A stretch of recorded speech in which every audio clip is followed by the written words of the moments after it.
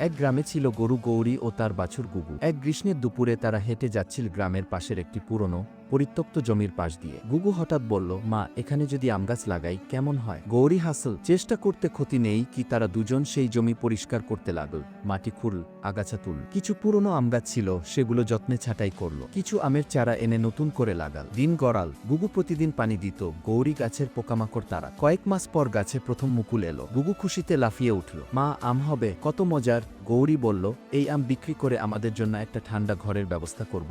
কিন্তু একদিন হঠাৎ ঝড় এলো, তীব্র কালবৈশাখী। বজ্রপাত, ঝড়ো হাওয়া আর বৃষ্টি মিলে ছোট বড় সব গাছের ডাল ভেঙে দিল। মুকুল ছিঁড়ে গেল, গাছ কাত হয়ে গেল। গুবু কাইতে লাগল, সব শেষ হয়ে গেল। মা গৌরী গুবুকে জড়িয়ে ধরল, না বাচ্চা, শেষ নয়। প্রকৃতি আমাদের পরীক্ষা নেয়, যদি আমরা ধৈর্য রাখি প্রকৃতি আবার ফিরেও দেয় গি। পরদিন তারা আবার গাছগুলোকে দাঁড় করাতে লাগল, মাটি শক্ত করল, কিছু নতুন চারা লাগাল। গুবু বলল, এবার আমি আগের চেয়ে বেশি যত্ন নেব মা গি।